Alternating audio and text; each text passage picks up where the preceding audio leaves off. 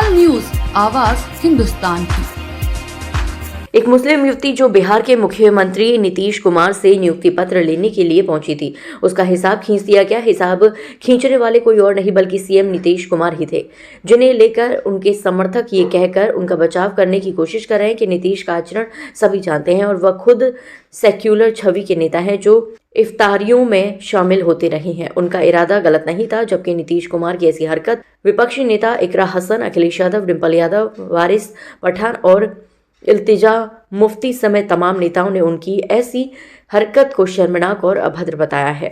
बहुत शर्म की बात है कि आज महिला के सम्मान की बात जो सरकार करती है, इस तरीके से एक महिला जो अपनी मेरिट पे उस जगह तक पहुंची थी जहां उन्हें पुरस्कारित किया जा रहा था, वहां पर उनको शर्मसार किया गया मुख्यमंत्री द्वारा और इतना वो बेइज्जती उन्होंने महसूस की कि वो आज बिहार छोड़कर अपने भाई के पास कलकत्ता रहने चली गई हैं। तो ये सोचिए कि उन पर क्या बीती होगी। पूरे नेशनल मीडिया पे उनको शर्मसार किया गया।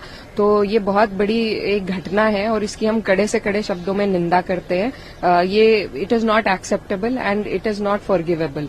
तो माना कि मुख्यमंत्री जी बुजुर्ग हैं, लेकिन किसी बुजुर्ग को, पिता समान व्यक्ति को या किसी भी पद पर बैठे अधिकारी को ये अधिकार नहीं है कि वो किसी भी महिला का, चाहे वो अपना पल्लू किसी तरीके से भी लेना चाहे, हिजाब के रूप में या आंचल के रूप में, कोई उसका पल्लू खींचे, उसकी प्राइवेट स्पेस इन्वेड करे, ये अधिकार किसी को नहीं है। तो मुख्यमंत्री जी से हमारी मांग है कि वो सार्वजनिक रूप से उस महिला से माफी मांगे और उनकी जो गरिमा है उसको दोबारा से स्थापित किया जाए। और अगर वो स्वस्थ नहीं है तो ये हम सब के लिए बहुत बड़ी एक सोचने की बात है। मुख्यमंत्री हैं तो उनका इस तरह का उन्हें ध्यान रखना चाहिए, बस ध्यान रखना चाहिए। और उसके पीछे जो लोग खड़े हैं, वीडियो देखते हैं, तो वो भी कोई इस तरह की बात नहीं कर रहे जिससे कि मना किया जाए। अगर क्योंकि उस उम्र में अगर कोई साथ रहे, हेल्पर रहे, तो रोक सकता है, समझा सकता है। तो मैं समझता हूँ उनके साथ कोई एक ऐसा सहयोगी रहे जो उन्हें समय समय में समझाता रहे। आपको क्या लगता है कि मानसिक स्थिति ठीक है? नहीं, मैं ये बात नहीं कहता हूँ। हर उम्र में, उस उम्र पे हमें आप सबको गुजरना है। एक उम्र के बाद हमें सबको उसी से गुजरना है, क्योंकि लोग ये कहते हैं, कई धर्म ये कहते हैं कि जैसे जमीन पे आप आए हो वैसे ही वापस ले जाओगे। तो जैसे बच्चा होता है वैसे ही बुजुर्ग भी बच्चे हो जाते हैं। समझती हूँ कि इस तरह की जिस तरह देखा गया कि उस मुख्यमंत्री बिहार के नकाब उठा रहे हैं, तो ये शोभा नहीं देता है एक मुख्यमंत्री को उस तरह की चीज करने की। सोशल मीडिया के माध्यम से एक वीडियो बहुत ही अजीबगरीब बिहार के मुख्यमंत्री नीतीश कुमार जी की वायरल हो रही थी, जिसमें उन्होंने एक हिजाबी महिला का ऐसे करके उसको नीचे किया, जबकि वो चेहरा ढकी भी थी। अगर वो चेहरा ढक के आई थी तो उसका मतलब ये कि वो चेहरा ढकना चाहती थी और ढकती होगी। उसको इस तरह किसी पुरुष द्वारा बिल्कुल सार्वजनिक तौर पे उसको नीचे करना, एक महिला की के साथ इस तरीका का कृत्य करना यकीनी तौर पर एक अपमान है उसके लिए। और ये एक महिला की बात नहीं है।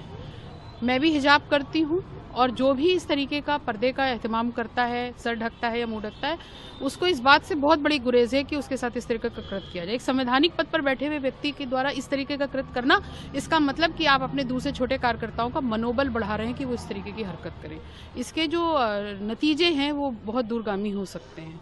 तो इसी को लेकर के, और उसके बाद आज भाजपा के एक सहयोगी दल जिसके नेता संजय निषाद हैं, उन्होंने कहा, बहुत ही अभद्र बात करी है कि सिर्फ चेहरे पे ही हाथ लगा, कहीं और नहीं लगा, नहीं तो क्या बवाल होता। मुझे लगता है कि ये एक जानबूझकर समाज में रोष व्याप्त करने की कोशिश की जा रही है। उसी को लेकर के यहाँ पर कैसरबाग कोतवाली में मैंने एक तहरीर दी है, मुकदमा लिखवाया है और उस पर जांच करके वो मुकदमा, उनका जो हिजाब है वो उतारने की कोशिश की, इनफैक्ट उतारा भी। तो हाउ डू यू सी, क्योंकि एज अ वुमन लगता हमें तो नहीं लगता।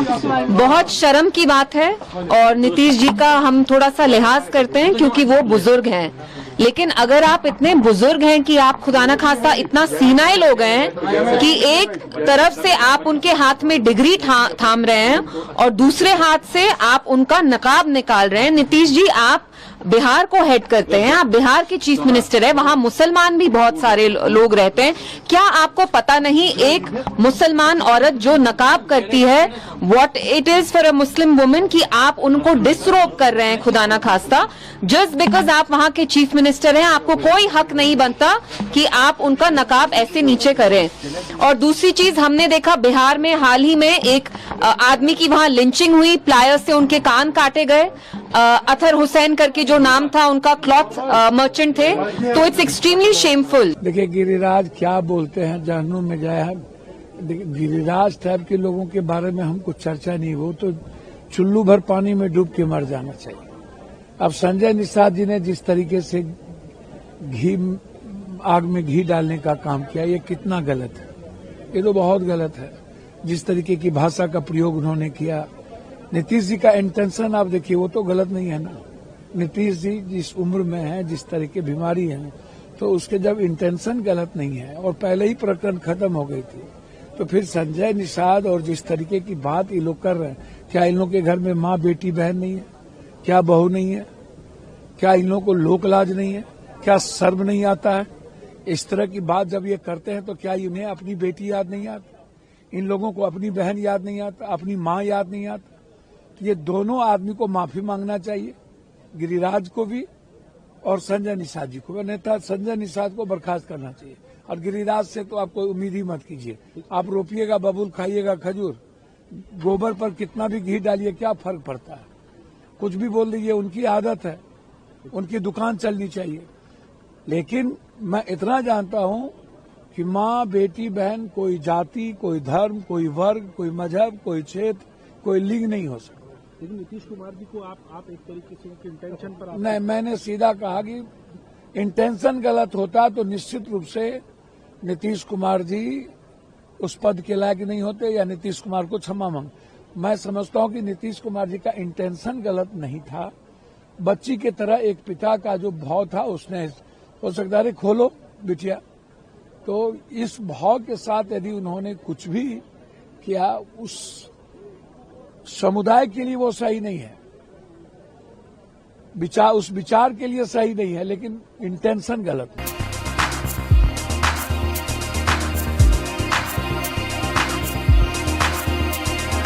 तत्काल न्यूज, आवाज हिंदुस्तान की।